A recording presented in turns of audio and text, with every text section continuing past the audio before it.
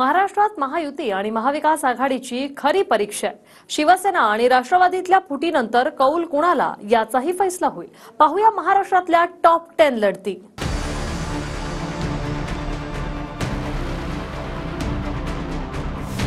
Top 10 लढतींपैकी पहिली लढत आहे अर्थात बारामतीची। इथे पवार घराण्यातच फाईट आहे। शरद पवारांच्या राष्ट्रवादीच्या सुप्रिया सुळेंविरोधात अजित पवारांच्या पत्नीच सुनित्रा पवार मैदानात आहेत। TV9 पोलस्टारच्या एक्झिट पोलनुसार इथे सुप्रिया सुळे आघाडीवर आहेत। आमची जवळपास खात्री आहे की 7 पेक्षा जास्त जागा राष्ट्रवादी काँग्रेसला मिळतील।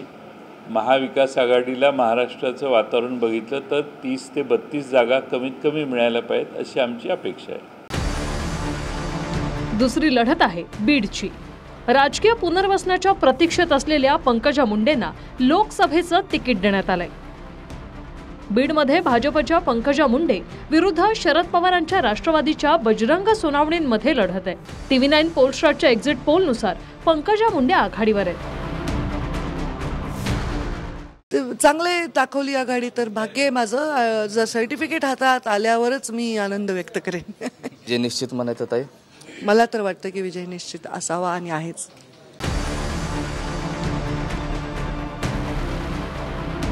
तिसरी लक्षवेधी लढत आहे नागपूरची।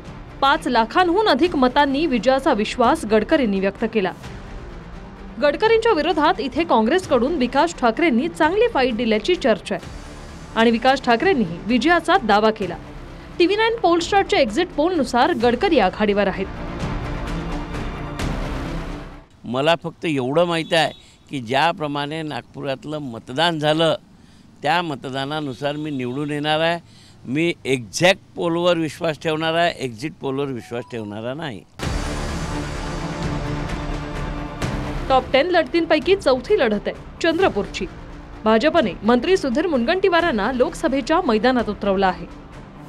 भाजपच्या सुधीर मुनगंटीवारांविरोधात काँग्रेसच्या प्रतिभा धानोरकर अशी थेट लढत आहे। TV9 पोलस्टारच्या एक्झिट पोलनुसार काँग्रेसच्या धानोरकर आघाडीवर आहेत।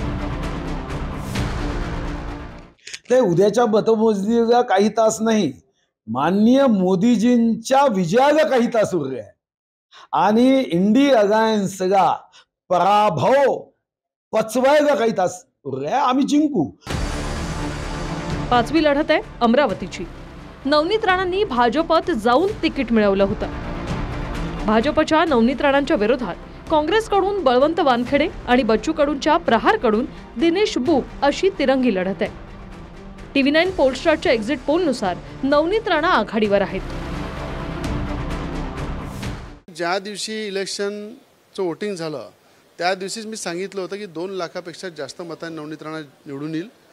महाराष्ट्रामध्ये देशामध्ये मोदीजींचं अंडरकरंट आहे। मोदीजींशिवाय देशामध्ये पर्याय नाही आहे। त्यांचे अंदाज काही असो पण जनतेचा अंदाज आहे, सर्वसामान्य माणसाचा आवाज आहे की विजय हा आपलाच होईल। एक्झिट पोल काही जरी असले तरी विजय हा आपलाच आहे। सहावी लढत आहे कोल्हापूरची। इथे छत्रपती शाहू महाराज काँग्रेसकडून लढत आहेत। काँग्रेसच्या शाहू महाराजांच्या विरोधात शिंदेंच्या शिवसेनेकडून संजय मंडलिक मैदानात आहेत। TV9 पोलस्टारच्या एक्झिट पोलनुसार शाहू महाराज आघाडीवर आहेत। टॉप 10 लढतींपैकी 7वी लढत आहे छत्रपती संभाजीनगरची। इथे शिंदेंचे मंत्री संदीपान भुमरे लोकसभेच्या आखाड्यात आहेत। संभाजीनगरमध्ये तिहेरी लढत आहे। MIMचे विद्यमान खासदार इम्तियाज जलील, शिंदेंच्या शिवसेनेचे संदीपान भुमरे आणि ठाकरेंच्या शिवसेनेकडून चंद्रकांत खैरे रणांगणात आहेत। TV9 पोलस्टारच्या एक्झिट पोलनुसार चंद्रकांत खैरे आघाडीवर आहेत। छत्रपती संभाजीनगर या मतदारसंघाचा जे काही निकाल आहे, हा निकाल हा महायुतीच्या बाजून लागेल अशी मला 100% खात्री आहे। ते त्यावर शिक्कामोर्तब झाला पाहिजे, म्हणजे माझ्यावर सुद्धा आणि बाकी उद्धव साहेबांच्या यशावर सुद्धा शिक्कामोर्तब झाला पाहिजे म्हणून ही पूजा आहे। 8वी लढत आहे सोलापूरची। सोलापुरात 2 आमदार एकमेकांसमोर उभे आहेत। सोलापुरात काँग्रेसच्या प्रणिती शिंदेंविरोधात भाजपकडून राम सातपुतेंमध्ये लढत आहे। TV9 पोलस्टारच्या एक्झिट पोलनुसार प्रणिती शिंदे आघाडीवर आहेत. 9वी लढत आहे पुण्याची. पुण्यात भाजपकडून मुरलीधर मोहोळ आणि काँग्रेसकडून आमदार रवींद्र धंगेकर अशी थेट लढत आहे. TV9 पोलस्टारच्या एक्झिट पोलनुसार मोहोळ आघाडीवर आहे. मोदीजी पुन्हा प्रधानमंत्री व्हावेत आणि पुण्याची जागा ही महायुतीची असावी, त्या उमेदवारांना निवडून द्यावं असाच कौल हा सगळ्या चॅनेल्समध्ये आपल्याला दिसतोय. त्यामुळे 4 तारखेला ह्याच्यापेक्षा वेगळं काय असेल असं कोणालाही वाटत नाही. टॉप 10 मधील 10वी लढत आहे माढ्याची, कारण इथे निवडणुकीआधी फार उलथापालथ झाली. भाजपच्या रणजितसिंह निंबाळकरांविरोधात शरद पवारांच्या राष्ट्रवादीचे धैर्यशील मोहिते पाटील मैदानात आहेत.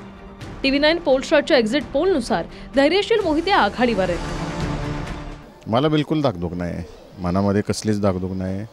मी जसा पहिल्या दिवशी फॉर्म भरलाय तसंच कॉन्फिडेंटली आज पण आहे. नक्कीच निवडून येणार आहे मी आणि चांगल्या बहुमताने निवडून येणार आहे. हो. Bureau report TV9 Marathi.